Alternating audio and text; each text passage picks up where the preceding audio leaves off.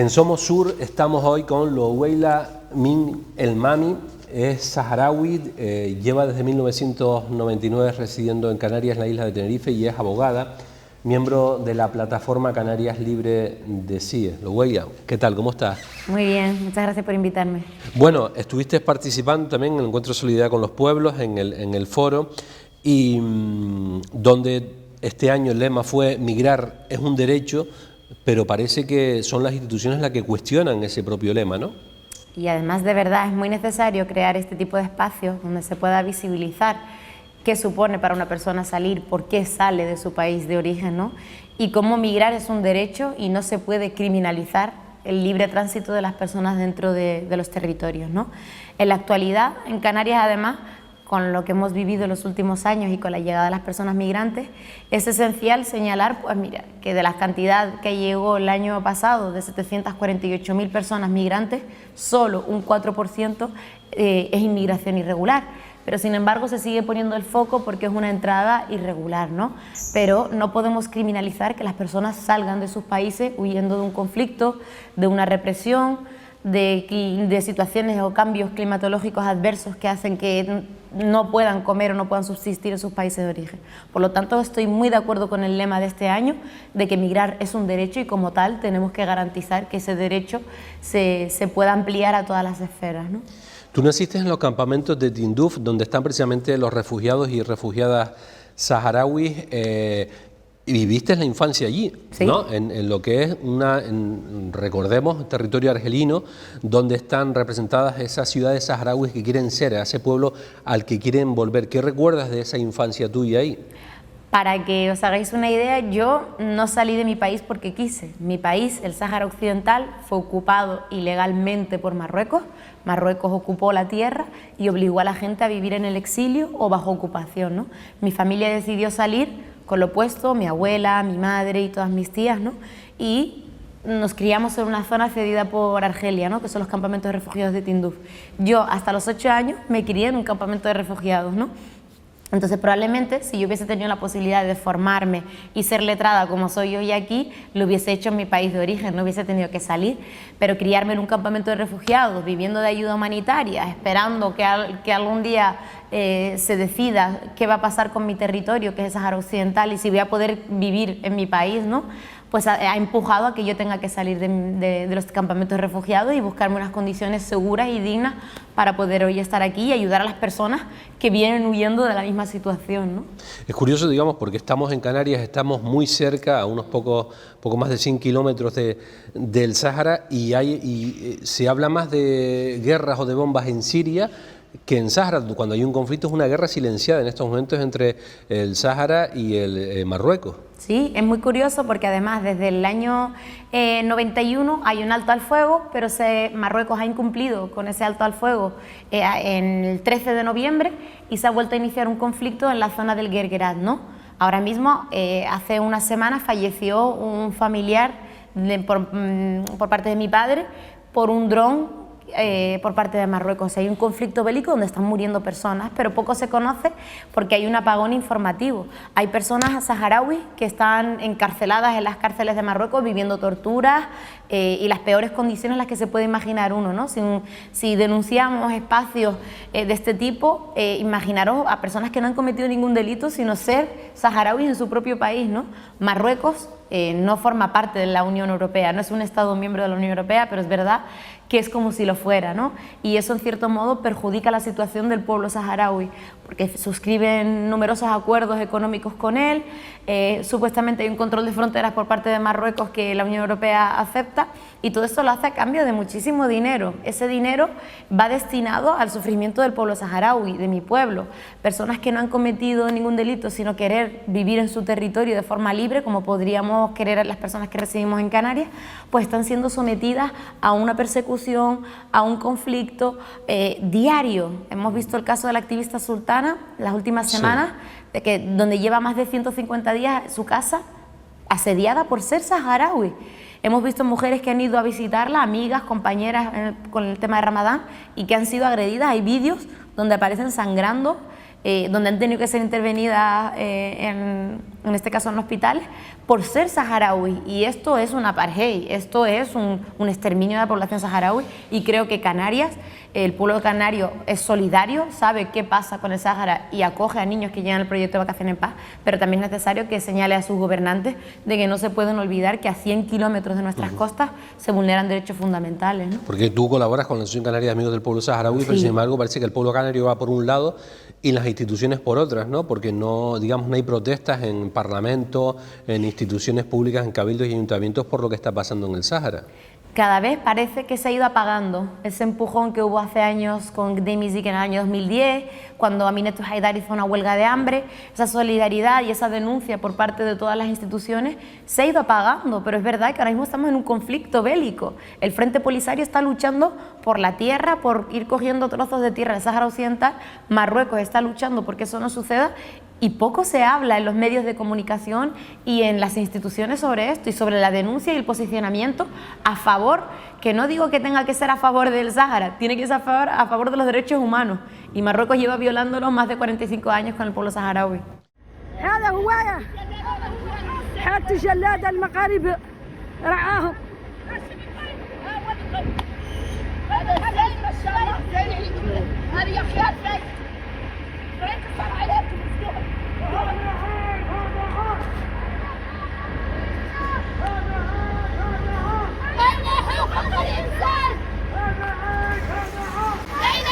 قوات الاحتلال المغربية وقفت بجميع أشكالها هونات إياها. رعى العلم الوطني يرفرف رقمنا كامل. رعى زينب وبابي انخبطت بين العينين نزفت الدم. Hablemos de derechos humanos en Canarias. Estás en la plataforma Canarias Libres de CIES.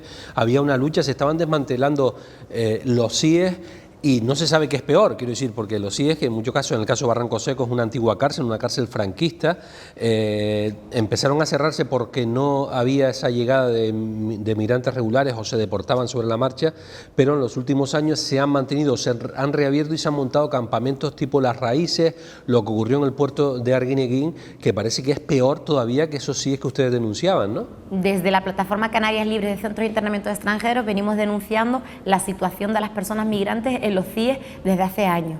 El año pasado, a estas alturas, denunciábamos el cierre de los CIES, porque con el tema de la crisis sanitaria, como son espacios que incumplen con los mínimos de habitabilidad, denunciábamos esas condiciones en las que se encontraban, ¿no? Pero es verdad que ahora, después de esta denuncia de los centros de internamiento extranjero, un año después tenemos centros de atención temporal, que son los CATES, el CATE de Barranco Seco, donde las personas han permanecido más de 72 horas. Hemos tenido muelles, como el muelle de Arguineguín y otros muelles habilitados en Lanzarote, donde las personas han permanecido más de 72 horas en unas condiciones de hacinamiento, con un baño de verbena y en condiciones deprobables, donde se les limitaba un derecho fundamental que era la libertad de circulación, ¿no? Tenemos ahora mismo macrocentros como el de Las Raíces o el de las canteras en La Laguna, pero también tenemos Canarias 50 y también tenemos Seip León, donde se han habilitado unas carpas blancas donde las personas viven en una especie de cama militar, ¿no? Cuando no han cometido ningún delito, cuando migrar es un derecho y la única vía que podrían decir ellos es la administrativa, que es una infracción por la normativa de extranjería, es decir, has incumplido con la normativa de extranjería y queremos devolverte. Que eso yo siempre lo equiparo, es una vía administrativa, una infracción administrativa que es igual a una multa por estacionar mal el vehículo o a quitarnos la mascarilla e incumplir con las medidas sanitarias de COVID, ¿no? ¿Os imagináis que por unas medidas sanitarias de COVID estéis en un centro de internamiento de extranjeros, estéis en un CATE más de las horas o en un macrocentro hacinados? Pues esto es exactamente lo mismo que está pasando. Entonces hace un año denunciábamos el cierre de los CIE, pero ahora es que tenemos que denunciar todos estos espacios, por llamarlos de alguna manera, de concentración o de vulneración de derechos fundamentales, donde no pueden existir en Canarias. Esto no puede existir porque Canarias ha sido siempre una zona de ruta, de paso, donde se han garantizado derechos fundamentales y creemos que tiene que seguir siendo en esa línea. Pero esa violación de derechos está recogido en un informe del Defensor del Pueblo de más de 80 páginas, en un informe de inmigración de la SEAR, de la Comisión Española de Ayuda a Refugiados, de 32 páginas, en un capítulo especial del informe de la Asociación Pro Derechos Humanos de Andalucía, con un capítulo especial, un informe de 144 páginas. Sin embargo, desde el Gobierno del Estado, su representante en Canarias, el delegado del Gobierno, básicamente dice que todo está bien, que se han mejorado algunas cosas que no estaban tan bien Y se suele además señalar y criminalizar a la gente, por ejemplo, que se ha puesto frente al campamento de las Raíces atendiendo a los migrantes que protestan por la comida o por la atención sanitaria en las Raíces. Esto es muy fuerte, porque estamos diciendo las administraciones no están haciendo lo que tienen que hacer, porque imaginaros con el dinero que se gastan en Frontex, en CIBE, que es el Sistema Integral de Videovigilancia Exterior, para detectar si hay una patera que no la detecta, en centros de internamiento de extranjeros, en CATES, en programas de atención humanitaria, en todo esto que estamos tirando miles y miles de millones de euros en fondos de la Unión Europea y también de las comunidades autónomas y a su vez del Ejecutivo Central, estamos tirando miles y miles de millones de euros que estoy segura que si se lo diéramos a las personas que están acogiendo, que están en las asambleas de apoyo, destinando su tiempo, su dinero, sus recursos, ¿no? Se han creado asambleas de comisión legal, dentro de la misma asamblea, comisión legales, comisiones sanitarias, comisiones para ayudar a las personas con su salud emocional y mental, porque este bloqueo que se está produciendo en Canarias está haciendo que las personas se lesionen, que consuman pastillas. Entonces estamos empujando a que las personas lleguen de la forma que llegan y encima cuando llegan no les garantizamos lo mínimo. Y cuando las personas que están a pie, que son vecinos del Ayuntamiento de La Laguna, que quieren salir y que quieren ayudar porque les parece vergonzoso lo que está ocurriendo, encima las administraciones les dicen que cuidado, que puede incurrir en un delito o en una sanción por ayudarles, ¿no? O los acusan de revoltosos, como que están provocando los follones, que son follones internos que tienen que ver con la organización de las Raíces, ¿no? Que tiene que ver con la organización, que tiene que ver la con comida. Que hay muchas personas hacinadas, que tiene que ver con las deficiencias de la comida, porque me gustaría que se sentaran los dirigentes, en este caso del gobierno central y autonómico, a ver esa comida, a ver si no la comeríamos nosotros, si nos sentamos todos y queremos esa comida. Y por supuesto que hay muchas cosas que se están haciendo bien y es injusto ser críticos constantemente con que todo está mal, ¿no? Hay cosas que están bien y por supuesto que hay mucha gente que está haciendo un montón de cosas dentro de las ONG, dentro de las administraciones, pero hay cosas que hay que mejorar y tenemos la responsabilidad de mejorarlas. No es más ni es menos, hay mucho que mejorar y tenemos la obligación de mejorar porque es nuestro trabajo. ¿Y qué te han dicho a ti? Porque tú has hablado con personas que han estado dentro de las Raíces. ¿Qué te cuentan de los problemas que han tenido? Lo que pasa ahora mismo es que están hacinadas, es decir, están atrapadas en Canarias porque no se están haciendo las derivaciones y las pocas que se están haciendo es a cuentagotas, y segundo, por no permitir el libre tránsito de las personas con un pasaporte completo en vigor y que la normativa no le impide poder moverse, se les está hacinando. A la vez que se les está atrapando en Canarias, se les está hacinando en un espacio con otras 1000 personas que no conocen, que tienen diferentes nacionalidades, que tienen diferentes perspectivas de ver la vida y entonces se sienten pero que muy desesperados, tienen una situación de desesperación absoluta, quieren salir de Canarias, tienen familia con la que ir, entonces en cierto modo ni siquiera hace falta destinar dinero a estos macrocentros, ¿no? Vamos a dejarles que sigan su tránsito, que van a estar con su familia, que tiene dinero y que les puede ayudar para que puedan seguir residiendo aquí. Habla el gobierno que si permite que vayan a territorio de la península ibérica, por ejemplo, habría un efecto llamada. Claro, bueno, es que el efecto llamada es curioso, ¿no? Porque las pateras siguen llegando. Las embarcaciones las últimas semanas, pese al bloqueo, siguen llegando, porque la gente viene huyendo de conflictos, de persecución, de un montón de circunstancias, matrimonios forzosos, trata. Entonces, en cierto modo, ¿qué les vamos a decir? Bueno, es que efecto llamada, pero es que las personas van a seguir saliendo. La ruta de Canarias no se va a cerrar porque la gente sale desesperada. Estamos cerca del continente africano, es una zona de tránsito que para ellos es más accesible, pese a ser una de las más peligrosas, pero la gente va a seguir saliendo porque viene huyendo de circunstancias peores. Y si se conforman con esta realidad que les estamos dando en Canarias, imaginaros de qué vienen huyendo, ¿no? Entonces no podemos decir o hablar de efecto llamada porque la gente va a seguir saliendo porque quiere mejorar sus condiciones de vida, ¿no? Y tenemos que garantizar que cuando lleguen aquí puedan seguir haciéndolo.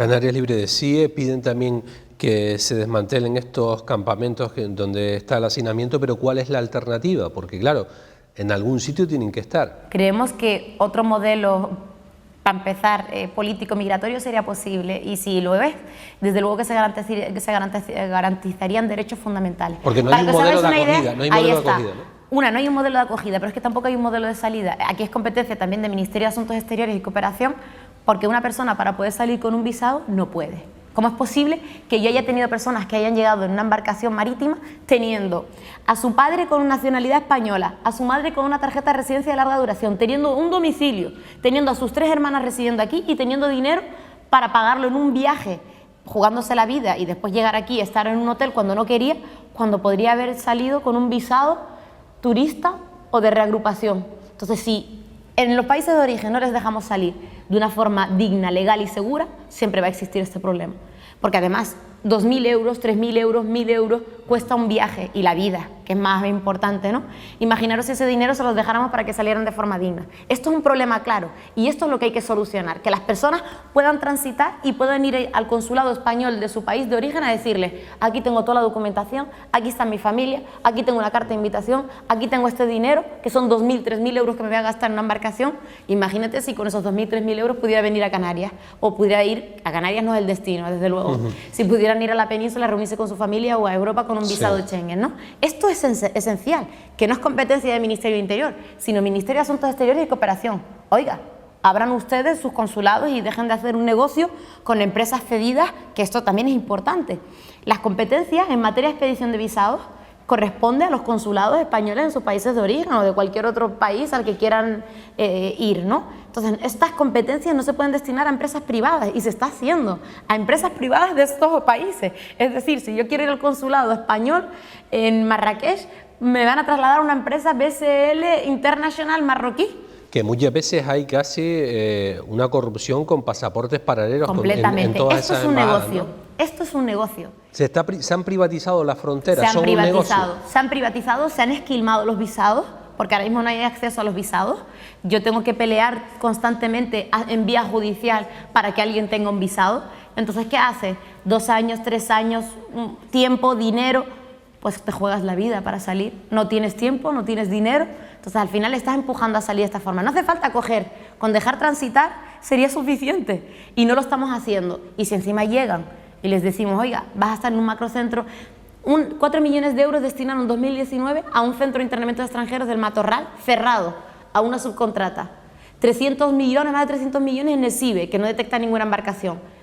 Más de miles y miles de millones de euros en un dispositivo de Frontex. Imaginaros este dinero si se lo diéramos a la población canaria para que lo gestionara. Estoy segura de que sobraría dinero para seguir haciendo un tránsito digno. Ese discurso de hay que perseguir a las mafias de tráfico de personas, por lo que estás comentando, pregunto, ¿los estados con las leyes de extranjería producen esas mafias? Por supuesto. Si al final taponas y cierras y no das posibilidad, habría que ver dónde están las mafias. Si las mafias también están en el consulado de los países de origen. Si estamos cediendo competencias en visado a empresas privadas que no son españolas para expedir un visado para venir a España, entonces, ¿dónde está la mafia? Al final empuja a que la gente caiga en manos de una red que le va a cobrar lo mismo que el consulado para él poder salir, y que va a tardar menos y se va a jugar la vida. Entonces tenemos la obligación de que esto no ocurra, y es competencia de todos y de todas, pero principalmente del Ministerio de Asuntos Exteriores. Si dejamos que las personas transiten de forma digna, esto al final no se vuelve en un tapón donde las personas salen de esta manera. Las personas salen, transitan con su visado, que nadie quiere jugarse la vida en una embarcación si puede hacerlo con un pasaporte, un visado y por los puestos habilitados. Entonces, después no podemos pedirles ay no, es que has entrado de manera irregular, pero es que no me has dejado venir de otra manera.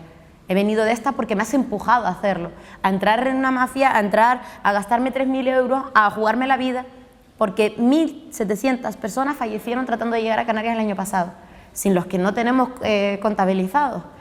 ¿Te cuentan la gente cuando los asesoras, los atiendes, los migrantes africanos que están viviendo episodios de racismo?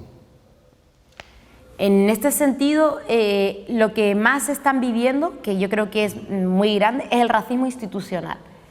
que ellos no entienden por qué están bloqueados en Canarias. Si tienen un pasaporte completo en vigor, si tienen a su familia aquí residente y con DNI español, ¿por qué tienen que estar atrapados en Canarias, ¿no? Entonces, lo que menos entienden es este bloqueo. Y este bloqueo es producto de un racismo institucional. ¿Por qué? Porque la normativa no prevé que tú, a personas, porque sean migrantes o negras, las tengas atrapadas en Canarias. Porque si yo puedo salir y tú puedes salir, ¿por qué ellos no pueden salir? Porque son migrantes, pero es que yo también soy migrante.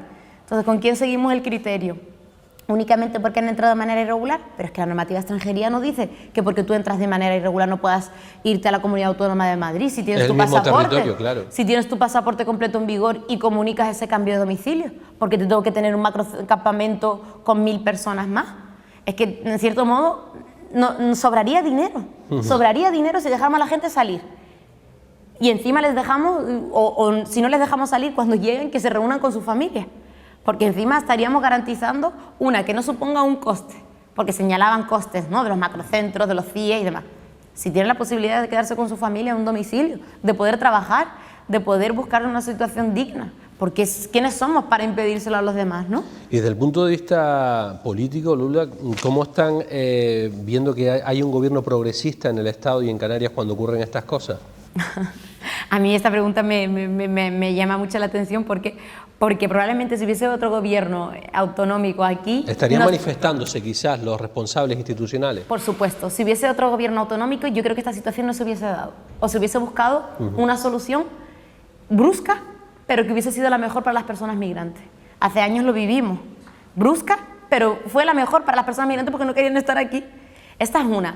Después, por otro lado, no podemos hablar de solidaridad y de que Canarias bien como si no pasara nada, pero oiga, hable usted con el Ejecutivo, el Central, que es el que está permitiendo este bloqueo cuando la normativa no lo prevé. Usted tiene una responsabilidad dentro del gobierno y tiene que cumplirla. Entonces, dentro de este gobierno progresista hemos visto medidas que yo no he visto con el PP ni con ningún otro partido político. Entonces, ojo cuando hablamos de gobierno, porque al final todas las medidas las adoptan quienes las adoptan, que están en una situación de privilegios, ¿no? Decía curiosamente, ahora que estás diciendo eso, Javier Baulús, el fotoreportero, premio Pulitzer, que ha estado 25 años en distintos países y conflictos del mundo cubriendo temas migratorios, y decía que lo que ha visto en Canarias, y lleva 5 meses en Canarias, no lo había visto ni con los gobiernos más duros del Partido Popular. Es curioso, ¿no? Lo hemos vivido las personas que trabajamos. Yo no he visto las medidas adoptadas de bloqueo a solicitantes de protección internacional, que como tú comentabas lo dice el informe del Defensor del Pueblo, pero es que lo dicen sentencias de los tribunales de justicia. ¿Del Supremo ha llegado a haber una sentencia del Supremo? Hay una sentencia del Tribunal Supremo que llegó, hay una sentencia reciente ahora de un auto del contencioso administrativo. Oiga, ¿cómo se está limitando el derecho fundamental a las personas que tienen un pasaporte completo en vigor y a las que las compañías les permite seguir su tránsito mientras compren un billete de avión? Y Ministerio de Interior, en base a no sabemos qué, porque no es normativa. Se dice que hay una estrategia de la Unión Europea de islas cárcel que ya se ha dado en otros sitios de Europa. Se pretende modificar el reglamento de asilo para que la gente se quede atrapada en Canarias 6 meses. Si les dan el ok, desde la Oficina de Asilo y Refugio puedan subir, como si Canarias fuera puesto fronterizo y no parte de la Unión Europea, y si no les dan el ok, pues sean devueltas a sus países de origen. Pero sería como, digamos, considerar Canarias un territorio colonial, ¿no? Diferente, una frontera con España y con Europa, como si Canarias no lo fuera, ¿no? Esa es un poco la idea de este reglamento que se va a modificar. Y la idea es que esto sea a largo plazo. Canarias está viviéndolo ahora, porque es verdad que en 2019 llegaron 6.000 personas, en 2006 llegaron también, pero 23.023, que fue lo que llegaron en 2020, no se había producido de esa manera. Entonces, esto va a ir a largo plazo. Se nos está acabando el tiempo. Sí me gustaría... ¿Se puede ser optimista a pesar de esto? Quiero decir, ¿crees que la reacción solidaria del pueblo canario, que la gente puede al final, movilizándose, cambiar la ley de extranjería? Por supuesto. Yo creo que se puede ser muy optimista. Y hay jueces, y hay defensores del pueblo, y hay informes que no avalan lo que está sucediendo. Hay ya un pueblo solidario que está supliendo las deficiencias de las administraciones, que está acogiendo a familias, que está intentando regularizar su situación. Hay gente que está acompañando a las personas a salir para que puedan volar y seguir su tránsito. Hay personas que están destinando sus esfuerzos, su dinero, para que otros puedan seguir su tránsito. Esto es maravilloso, porque la solidaridad al final es lo que hace que esto se empuje y que podamos seguir prosperando como población, ¿no? Y después, por otro lado, también se está abriendo Canarias. Poco a poco hay derivaciones del Ministerio de Interior, del Ministerio de Inclusión, perdón, y Ministerio de Interior también se nota que ha ido abriendo puertos y aeropuertos porque las personas están saliendo. Después, por otro lado, hay muchísimas personas que están haciendo el trabajo para garantizar los derechos. No podemos ser injustos porque también hay una ley y hay que cumplirla, pero es verdad que nos falta muchísimo que hacer, porque mientras nosotros hacemos las cosas, hay personas que están desesperadas, que se están autolesionando, y es verdad que hay muchísimo que se está haciendo, pero nos falta muchísimo que mejorar. Pues Luaila Amin El Mamí, muchísimas gracias por estar en Somos Sur, en este canal de televisión, y a seguir con esa lucha. A vosotros por invitarme.